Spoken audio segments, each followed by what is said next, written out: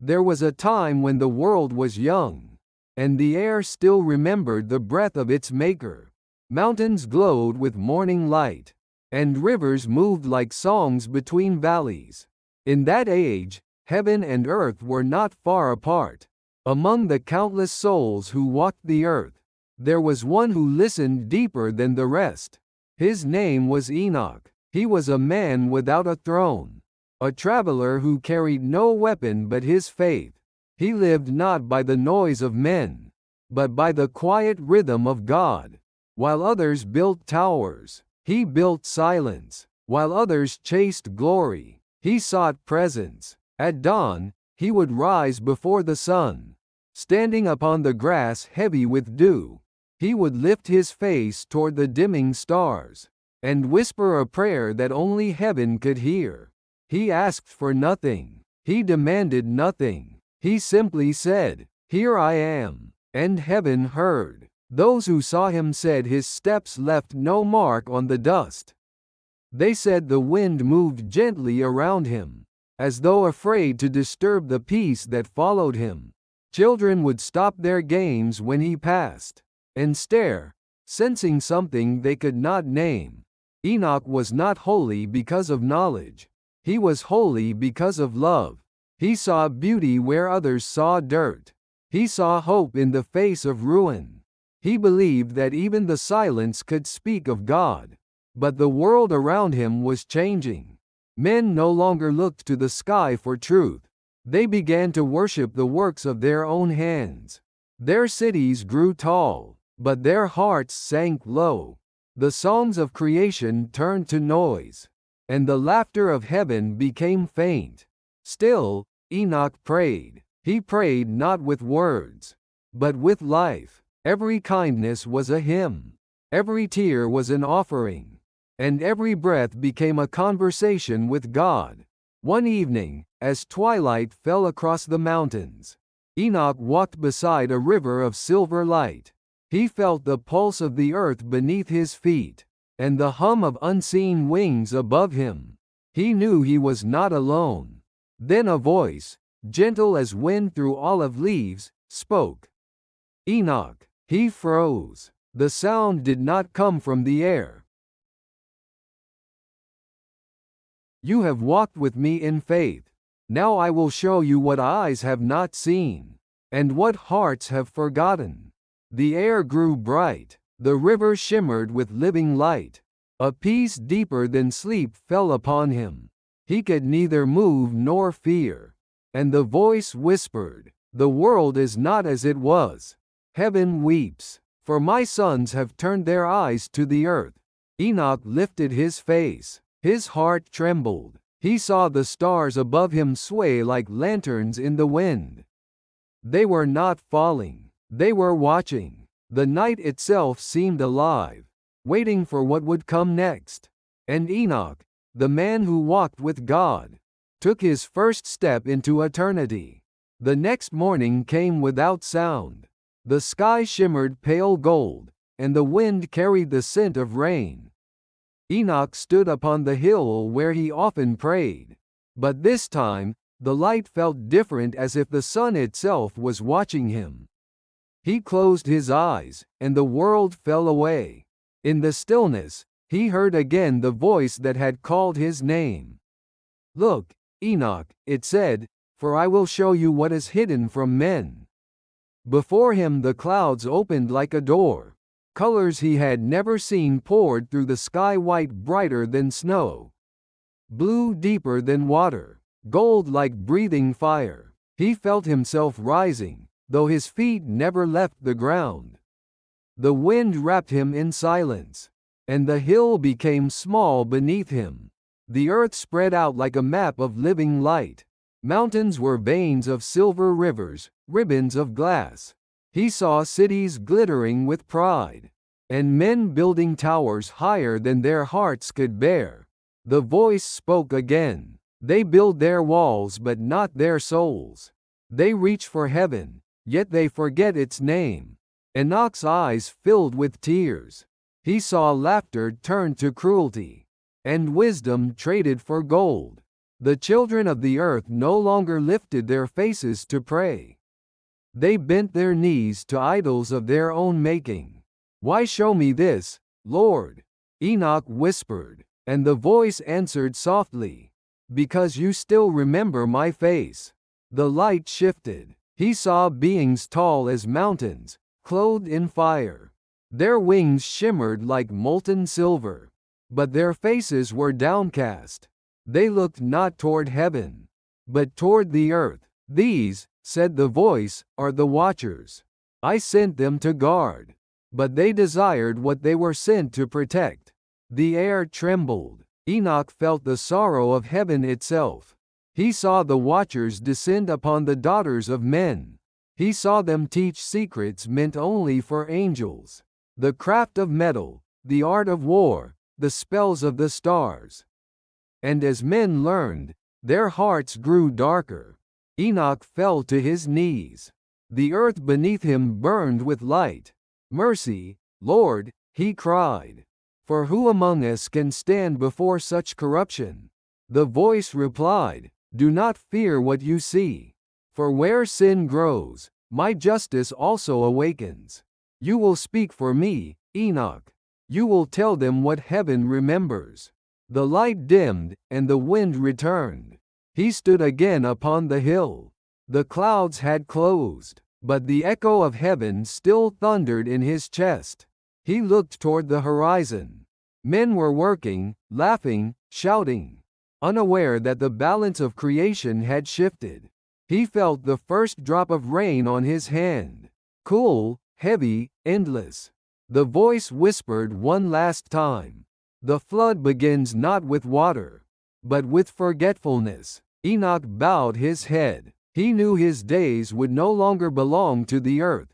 The path of a prophet is carved in loneliness, and his first message would be one the world did not want to hear. Night fell like velvet upon the world. The stars burned brighter than ever before, as if watching over a secret only Enoch could understand. He walked alone through the valley, his staff glowing faintly with the reflection of heaven. Each step carried the weight of a message yet to be spoken. He could feel the distance between heaven and earth widening. The laughter of angels had grown still. The world was sinking into noise. But in that silence, God whispered again, "Enoch, do not fear the darkness. It is only the shadow of light yet to come." He raised his eyes. In the distance, fire bloomed across the mountains. The watchers had begun their rebellion. Enoch saw them gathering radiant, terrible, and sorrowful. They spoke in voices that shook the air, their beauty poisoned by pride. They had once sung praises, but now their songs tore the sky. He fell to the ground. The earth trembled beneath him. His heart pounded with both awe and anguish. Then the voice came again. This time, closer. "Stand, Enoch. You will bear witness." When he stood, his eyes opened to a realm beyond sight. He saw rivers of fire flowing from heaven, and the great throne of light that ruled them all. Thunder spoke, and creation trembled in reverence. Enoch felt the breath of eternity upon his face.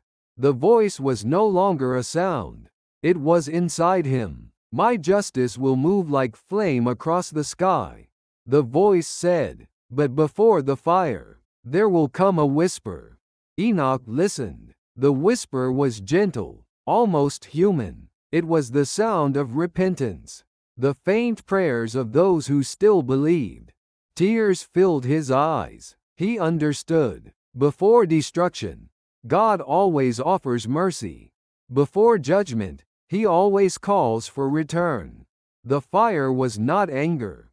It was cleansing. It was light remembering its purpose. "Tell them," said the voice, "that I am still walking among them.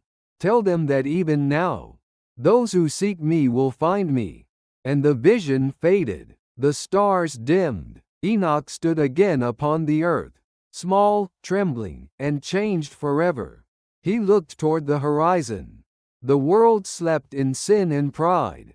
Yet somewhere, a single heart was still listening. He whispered into the wind, as if to echo the voice of God itself. Return, before the whisper becomes fire. The days passed, but peace did not return. The earth had grown restless, its rivers darker, its winds heavier. Enoch often stood upon the mountain ridges, watching the skies that once sang of joy. Now, they moaned like wounded things. He could feel it, a vibration in the air, a heartbeat of sorrow that came from beyond the stars. He knew that heaven was no longer silent. One evening, as the horizon burned with the color of iron, he saw the clouds split open. A deep hum filled the sky, low and endless, like the sound of grief too ancient for words. Then came the light, but it was not the light of the sun. It pulsed, living and fierce, descending in waves that shook the trees and stones. From that fire stepped the watchers. They were not yet fallen, but their eyes carried the ache of those who had seen too much. Clad in garments woven from flame, their wings glowed like mirrors of molten gold.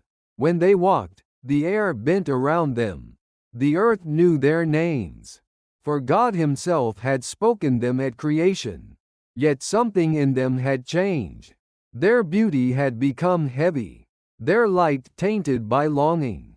Enoch fell on his face. He dared not look, for even holiness wounded those unprepared. He felt the ground tremble beneath their steps.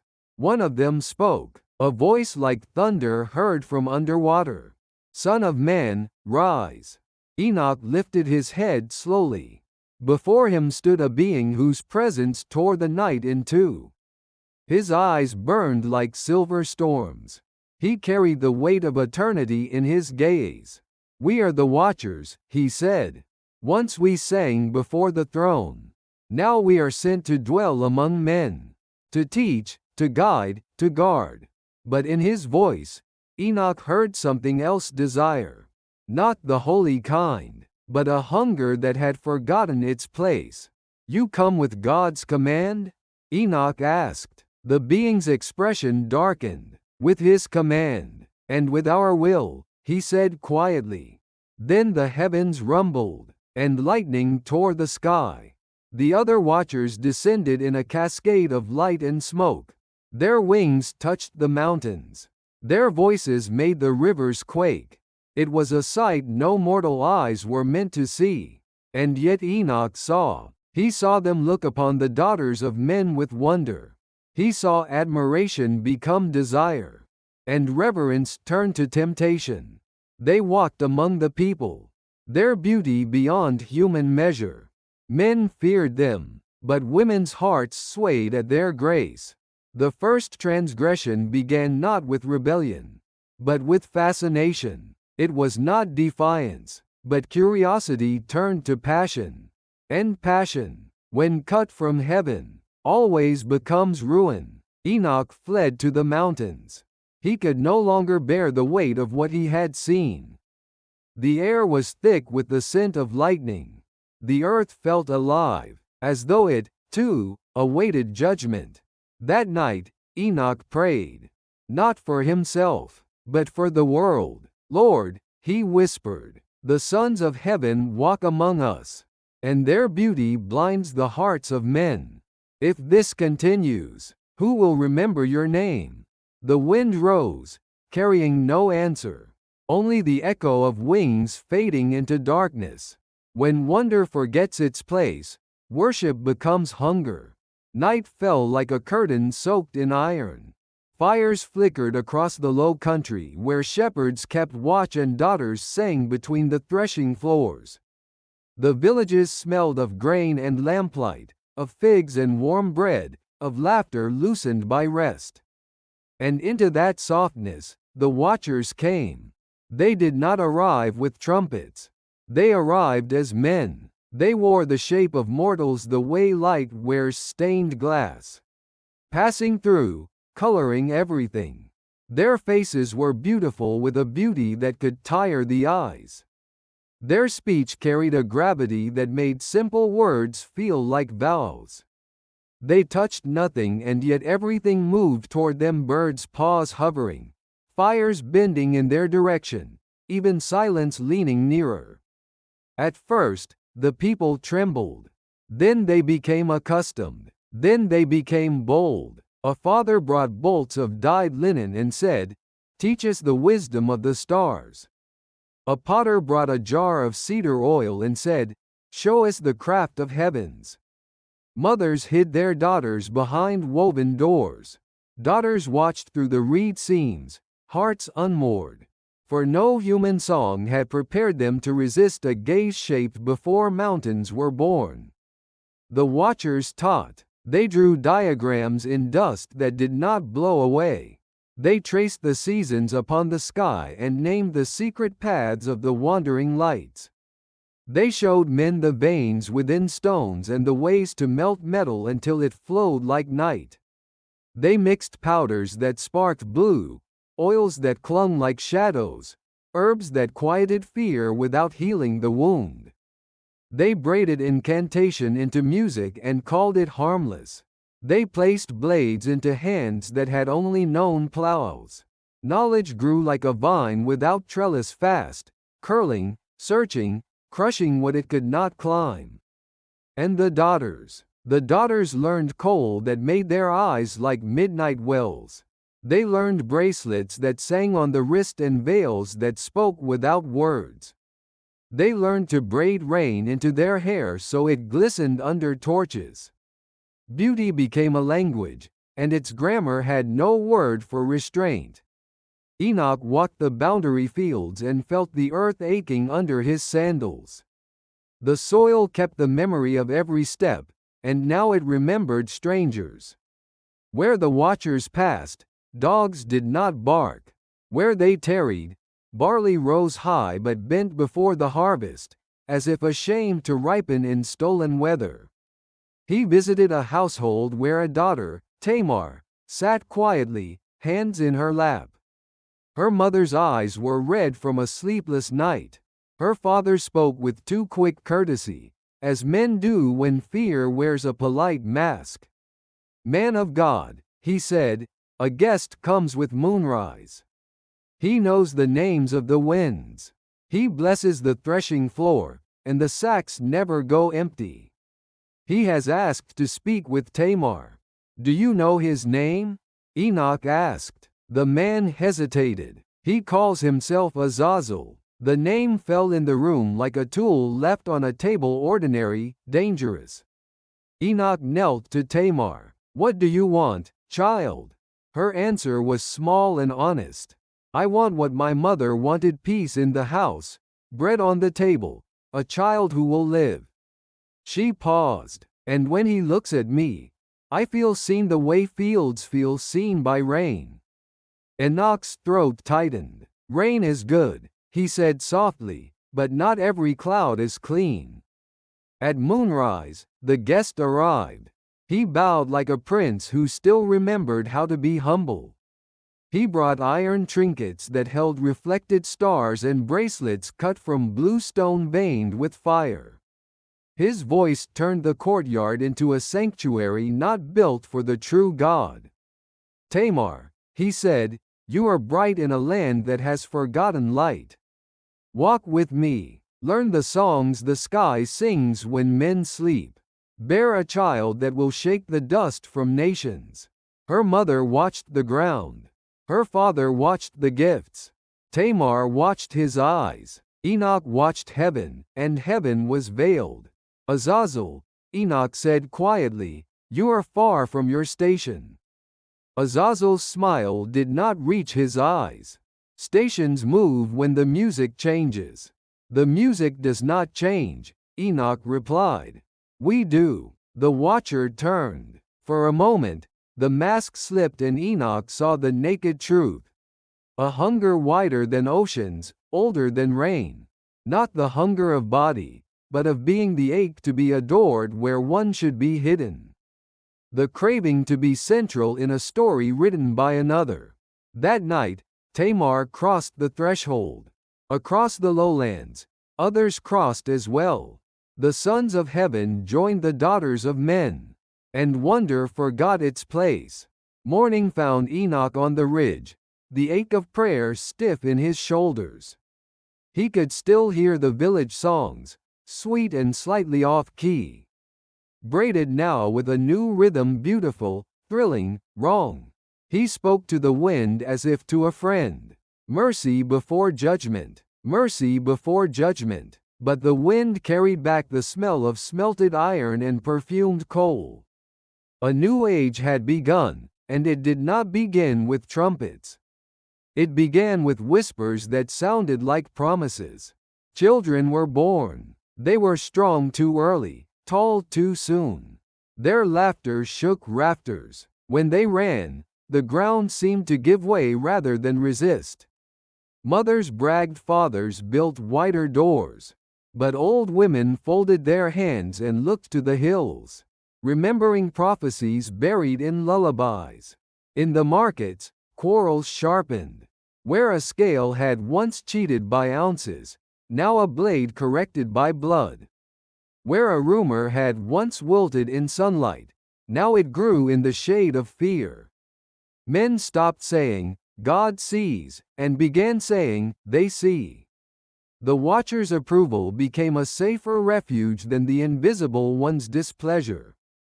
Enoch went to the altars and found them fashionable. Offerings were perfect and hollow. The smoke rose in straight columns as if trained. But it did not smell like surrender. Priests learned phrases that sounded ancient and cost nothing. People wept on cue and left unchanged. He lifted his hands. "Holy One," he said, "if I have favor, teach my mouth to carry thunder. Or teach my mouth to be silent. But do not let me say delicate things while the house is burning." Silence answered, the silence that lives between the last warning and the first strike. Some oaths are louder than war because they are whispered against God. The place was called Ardis, where cliffs hold up the sky.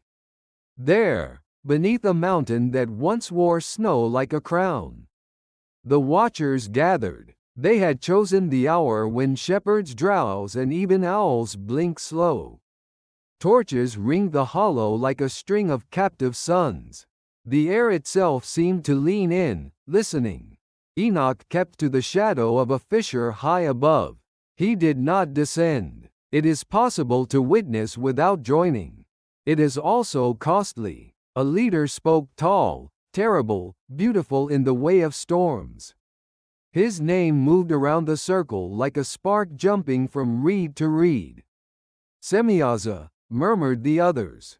He raised a hand, and fire obeyed. "Brothers," he said, "we have stepped too far to step back. Each of you has taken a daughter, each has taught a secret. But fear makes cowards of the mighty. Let us swear together, here, now, that none will desert this path. If heaven breaks upon our heads, it will break upon all of them. And we will not be alone." One murmured, "The Most High will not leave this unchallenged." Samias's jaw tightened. "Then let judgment come like a river. Better the flood than the drought of longing." A lower voice, iron wrapped in velvet, added, "And I am Azazel. Let the knowledge we have given turn spears into scepters. Let men say our names when they sharpen their blades and paint their eyes. If we cannot be adored above, we will be indispensable below." They laughed, not from joy, but from the relief of choosing a road that could no longer be undone. They swore a vow. They bound themselves with curses, pledging the ruin of deserters. Some oaths required trumpets, this one needed only desperation. The mountains heard. Rock keeps secrets for a long time, but never forever. Enoch pressed his forehead to stone. Words came without effort, like water breaking through old earth. "Lord of breath, I am dust but I am yours. Write what I see, bind what I hear, carry what I cannot lift." He saw images like lightning behind closed eyes. Giants walking through vineyards. Grapes bursting under feet the size of shields. Work songs turning to war chants. A mother holding a child too strong for her arms. Smiling and frightened at once. Smithies glowing at noon. Syllables of new sorceries sung between hammer strikes. Then he saw the sea lifting as if remembering a command. He saw windows in the firmament unshutter. He heard a name move through the water like a blade. Noah. Enoch drew breath as if surfacing. He could not yet speak what he saw. Time has doors, and not all of them are ours to open. Below, the watchers feasted. They ate meat too rare and drank wine too sweet. They toasted eternity with stolen cups. Samias's voice carried upward. Let it be known, he cried, that we will bear children of renown. Let our sons be mighty. Let their legends become ladders that reach heaven. And from those ladders we will climb back to the place we left. Enoch whispered into the night. You cannot build a ladder out of rebellion. Every rung becomes a wound. The first of the giants roared new lungs testing thunder. The echo startled wolves on distant ridges. Flocks woke and stumbled. Midwives prayed prayers they did not know they knew. In the days that followed, the earth altered its breathing. Rivers ran brown longer after rains. The ground yielded grain, but also grudges. Where wells had tasted of stone and sky, they now tasted faintly of smoke. Markets learned new arithmetic. A debt could be paid in ore, in labor, in silence. Especially in silence. Men sought out Azazel for weapons that do more than cut. Weapons that remember an insult and finish it in the dark. Women sought out Semyaza for blessings on wombs already touched by forbidden hands. Altars multiplied. So did graves. Enoch traveled, not as a judge but as a witness. In one valley he found boys competing to see who could lift the heaviest stone. By harvest they were lifting oxen. In another he found girls painting their faces with powders that made their tears shine like jewels. By winter their laughter sounded like glass. He spoke where he could. Turn, he said. Some lights are traps. Some songs are nets. Many listen politely, as to a storyteller who reminds them of their grandparents. Politeness is a city where repentance cannot find an address. One evening, a child tugged at his robe. Sir, the boy whispered, why do the big men never smile? Enoch knelt, because strength that is borrowed must always be repaid. And the interest is joy. The boy nodded as if he understood, which is to say, his spirit understood. News reached Ardis that a certain tribe would resist the Watchers' counsel. That tribe's fields burned without fire. Their sons went missing, then returned larger, then stopped returning. The tribe bent. Every knee kneels somewhere. Wisdom begins by choosing the where. Enoch climbed again to the mountain. His prayers were no longer tidy, they were weather. Holy One, he said, the teachers have become tempters. The guardians have become gorgers. And the children of dust are being taught to breathe water. If you delay, it must be mercy. But if you speak, give me courage to carry your sound. The answer arrived not as voice but as weight. A holiness that pressed the world flat without breaking it. It lifted Enoch to his feet and laid a commission upon his bones. Write, warn, wait. He returned to the people with a page in his eyes that had not been there before.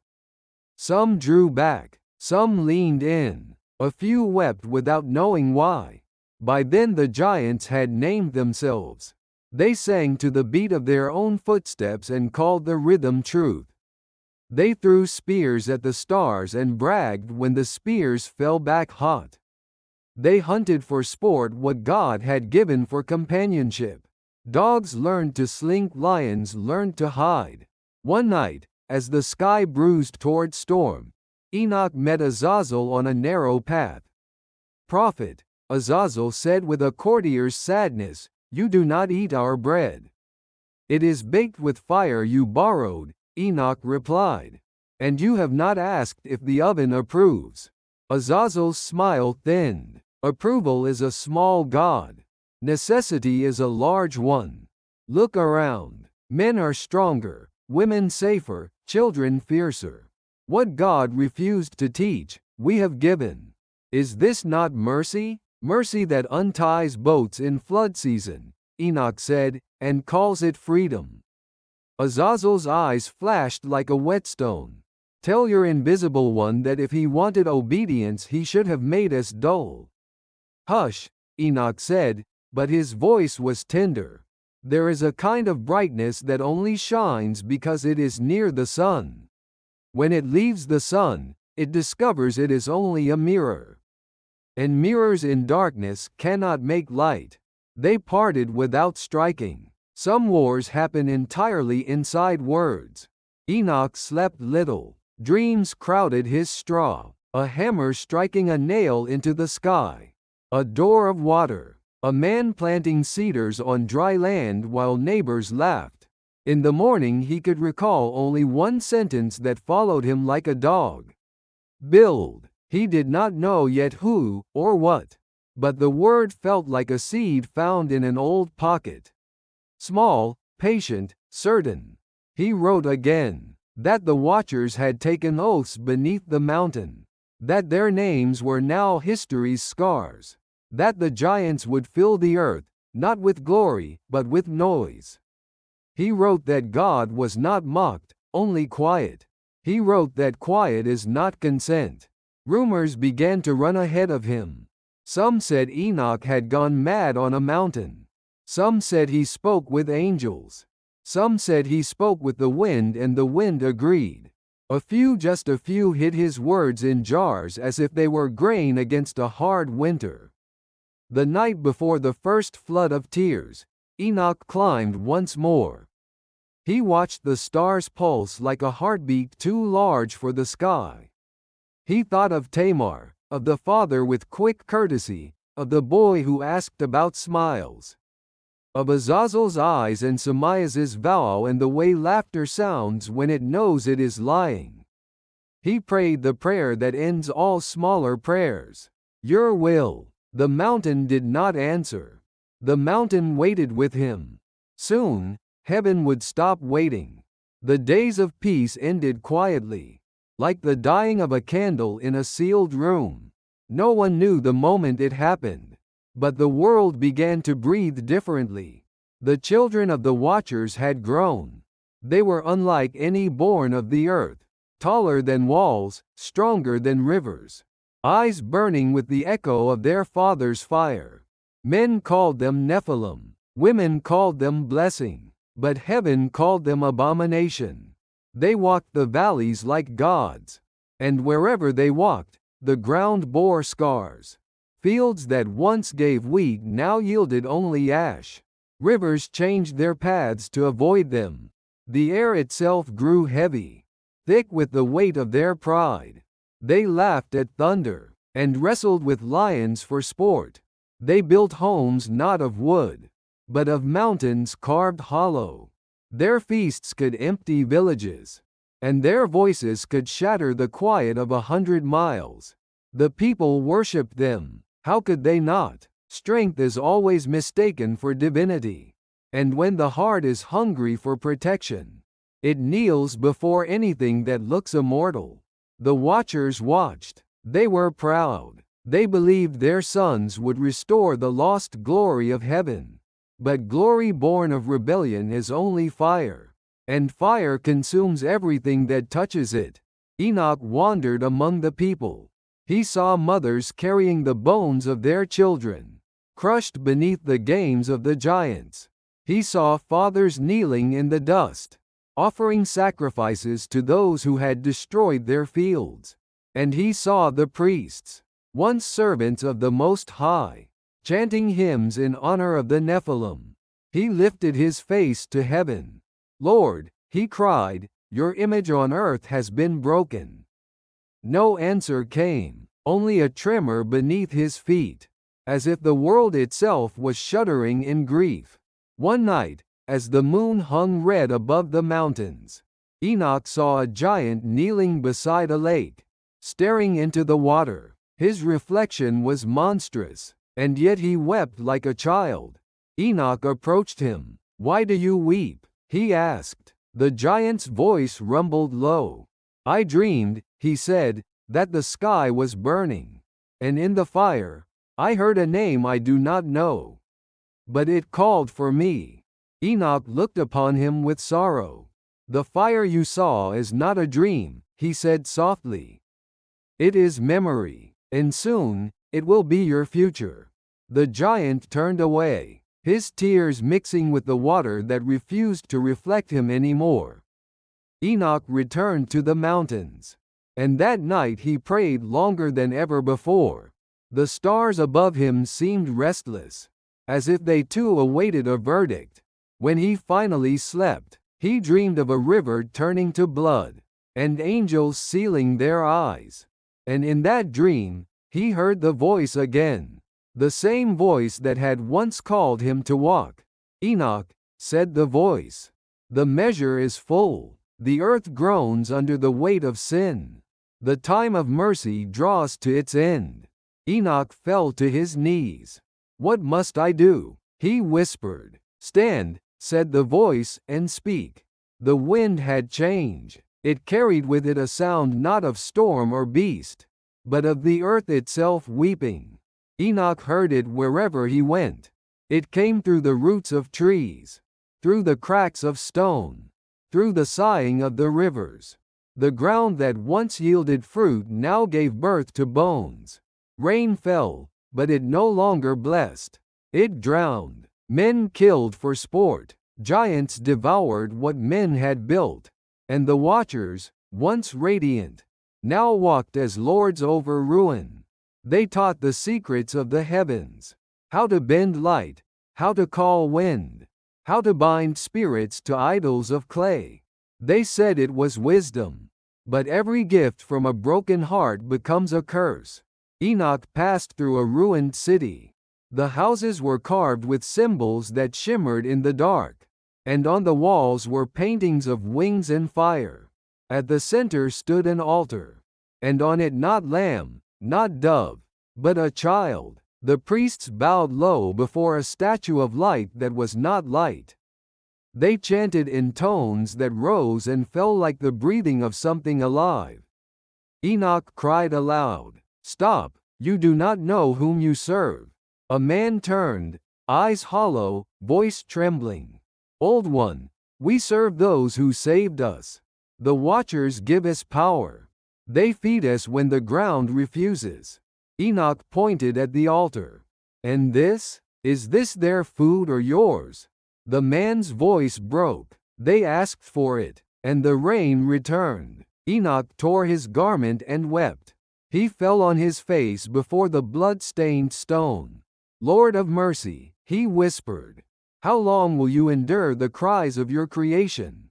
The ground shook. It was not thunder, it was anguish. The trees bent, their roots moaning beneath the soil. Birds fell mid-flight. The rivers turned cloudy, as if they were trying to hide their reflection. The earth itself was speaking. Every blade of grass, every wave, every trembling mountain cried the same word. Enough. That night, Enoch stood upon the cliff of Ardis again. Lightning stitched the sky from end to end. He saw angels in the distance. Not the Watchers, but others, still robed in holy fire. They did not descend. They waited, solemn, terrible, and pure. He knew then that heaven had made its decision. The patience of eternity had reached its edge. He fell to his knees. "Lord," he said, "if you must cleanse the world, remember those who still whisper your name. Remember the child who has not yet learned to sin." The wind rose around him, and a voice answered not in sound, but in presence. "The tears of the innocent are counted. The scales of heaven are ready. The Watchers will face the fire they taught men to love." Enoch's heart ached. He wanted to rejoice at justice, but all he felt was mourning. He walked down from the mountain. Every step felt heavier than the last. The stars dimmed behind clouds of judgment. In the valleys below, the Nephilim roared and played, crushing forests as they danced. But the earth beneath them was cracking. Their laughter masked a tremor that grew stronger each day. Enoch reached the house of a man named Lamech, a humble shepherd, husband to a quiet woman named Bat Enosh. They offered him bread, but he could not eat. "There is a storm coming," Enoch said, "not of wind and rain, but of heaven itself." Lamech bowed his head. "Then we will shelter beneath the name of the Lord." Enoch smiled faintly. "Then you shall live to see the mercy that survives the flood." He left before dawn. Behind him, the earth moaned again, louder this time, as if it could feel the footsteps of angels gathering above the clouds. The night before the world changed. The stars burned closer to the earth than ever before. It was as if they leaned in to witness what heaven was about to do. Enoch walked through the sleeping valley. Every step sank deep into soil softened by tears. Not his own, but the earth's. He heard the sound again, that low, endless hum. The same that had filled the sky the day the watchers descended. But now, it was heavier, mournful, final. He looked up. A single beam of white fire pierced the clouds. It did not blaze with heat, but with holiness. Through it descended the messengers of God, neither gentle nor cruel, but perfectly just. Their wings shone with the color of truth, and their faces bore no shadow. The ground beneath them glowed, and the mountains bowed as if remembering their Creator. Enoch fell on his face. He did not dare to look until he heard his name. Enoch. It was not thunder, but it carried the power of all creation. "Rise, you have seen the corruption of my image, the arrogance of those who were meant to guard my glory. You have walked among the deceived. Now you shall speak for the heavens." Enoch trembled. "My Lord, I am dust.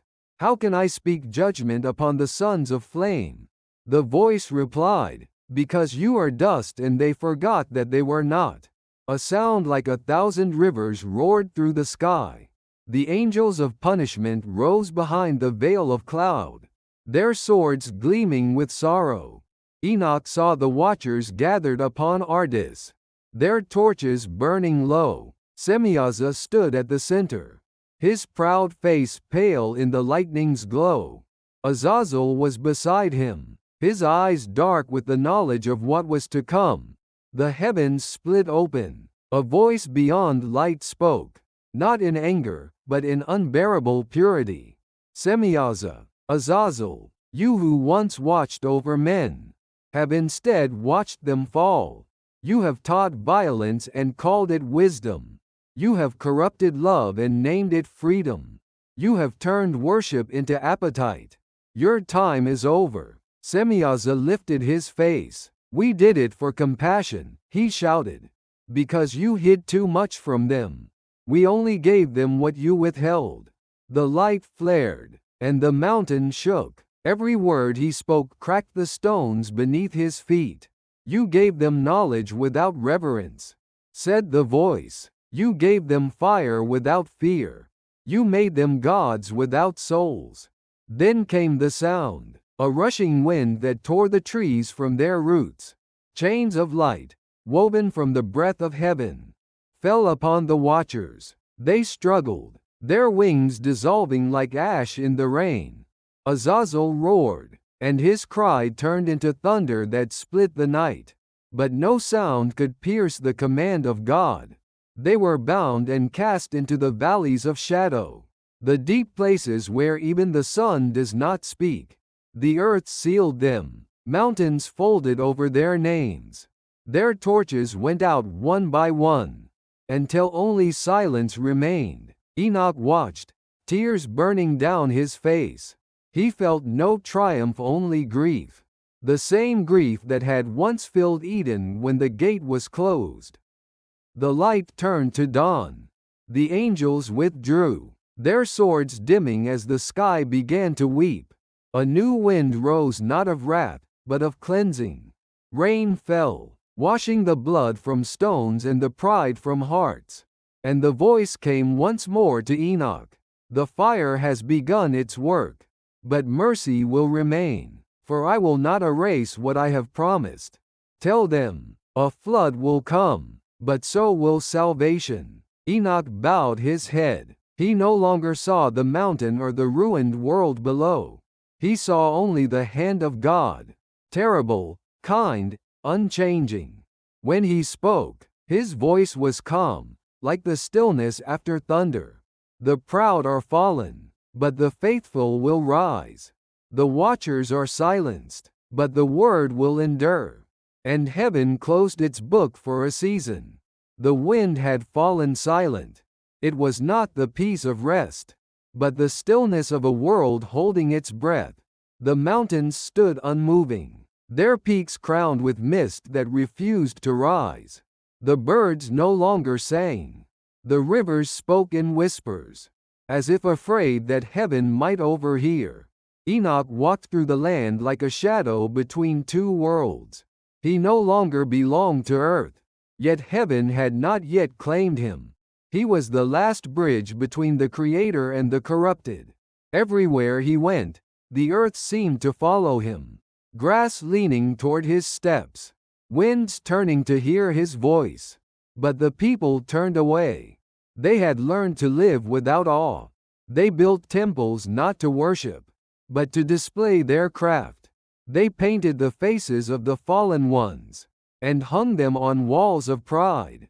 The children of the Nephilim had filled the earth. They ruled with the arrogance of their fathers, and the blindness of their mothers.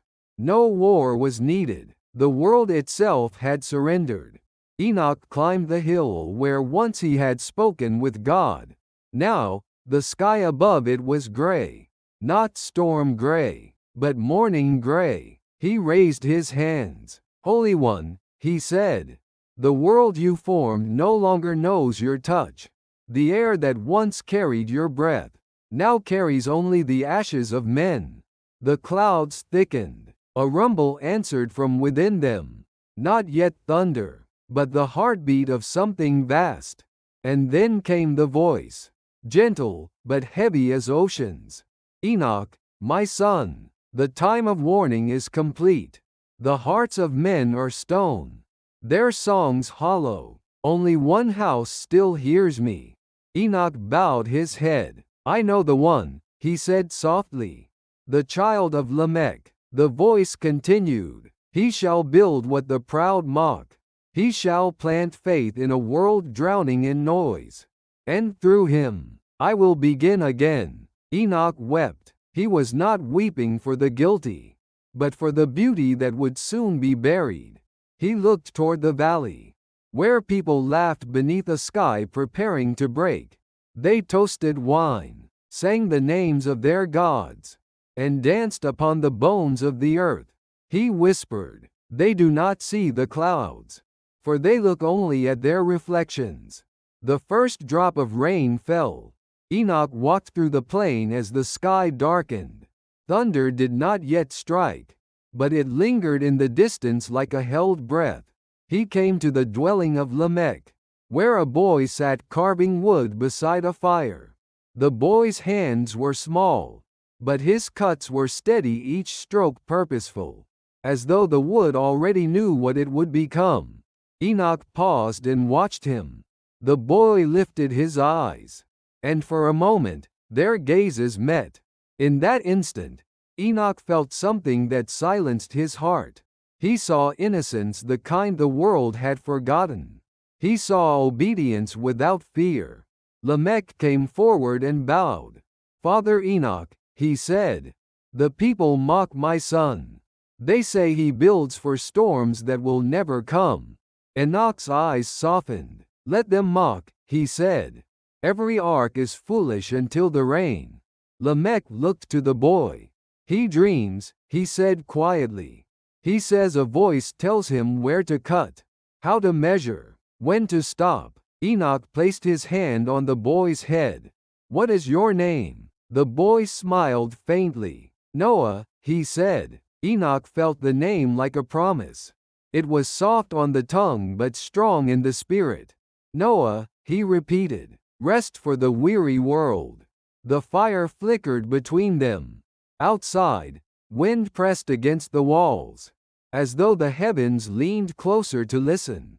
Enoch spoke again, his voice low and trembling. "Noah, child of faith, the Lord will use your hands to save the breath of creation. You will build what no one believes, and what you build will be mocked by every heart that has forgotten how to fear. But when the fountains of the deep open, and the sky breaks its promise, you will remember my words." Noah nodded, not as one who understands, but as one who trusts. Enoch turned to Lamech. "You will not see what he will see," he said. "But through him, your blood will outlive the flood." Lamech bowed, tears burning in his eyes.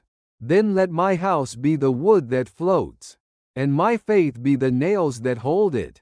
Outside, a streak of lightning carved the horizon.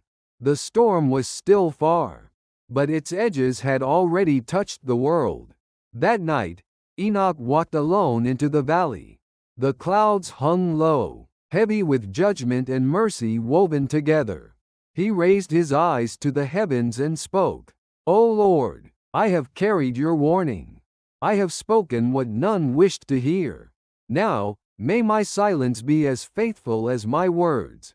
And the voice answered, "Your silence shall not be forgotten, for you will walk with me, and not taste death."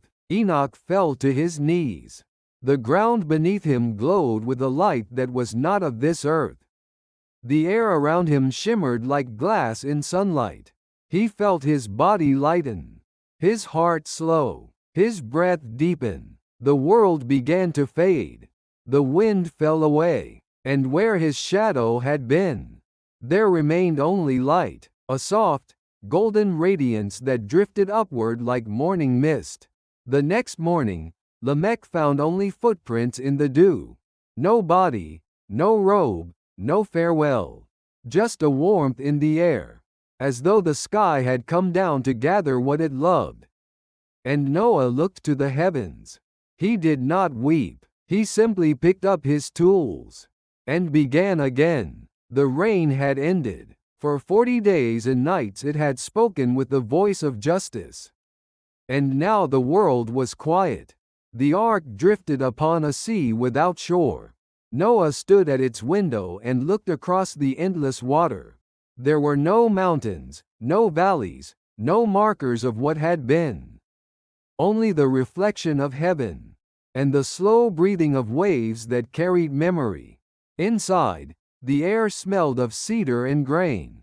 The animals slept in rhythm, predator beside prey, each resting in a peace older than fear. Noah closed his eyes and whispered, "Lord, if this silence is your breath, teach me to breathe with you." And the answer came not in words, but in warmth. The sunlight broke through the last thin veil of cloud. A single shaft of gold that touched the ark and stayed. He stepped out onto the deck. The sky above was pale and washed clean. He could still taste salt upon his lips, but beneath it lingered the sweetness of beginning. Days passed. The waters began to fold into themselves, returning to the places they had fled. The peaks rose slowly, gray at first, then green with promise. One morning, the ark struck something firm. Not a crash, but a sigh, like a heart remembering how to beat. They had come to rest upon the mountain. Noah bowed low and wept. He knew this mountain was no accident. It was chosen, just as Enoch had been chosen. He released a dove. It circled once, vanished into light, and did not return that night. The next morning it came back, its beak carrying a single leaf. Wet, trembling, alive. The ark exhaled. The world had forgiven them. Noah built an altar of uncut stones. He placed his hand on the rough surface and felt the heartbeat of the earth beneath. He lifted his face to heaven. Lord of mercy, he said, you remembered us through the waters. Let the memory of this flood never leave our hearts, lest pride build its towers again. The air shimmered. A wind passed over the mountain. The clouds parted like curtains drawn aside by invisible hands. Then came the bow. A river of light arched across the sky, woven of every color that had ever been, and a few that had never yet been seen. Noah fell to his knees. The children came near, eyes wide, hands raised toward the miracle. A voice rose gentle, steady, eternal. This is my covenant, said the Lord, between the earth and me. Never again shall the waters destroy all flesh. While the earth remains, seedtime and harvest, cold and heat, summer and winter, day and night, shall not cease. The rainbow pulsed like living flame. Its light poured across the valley, reflecting in the eyes of every creature, marking them as witnesses. And in that glow, Noah thought of Enoch, the man who had walked with God and vanished into light. He understood now. To walk with God is not to escape the world, but to endure it faithfully until it is made new. He placed his hand over his heart and whispered, we will walk, Lord, as Enoch walked, until the end of all days. The wind stirred the water one last time. The bow faded into mist, but its colors remained in the hearts of men, and heaven closed its storm, leaving behind a whisper of peace that would never again drown.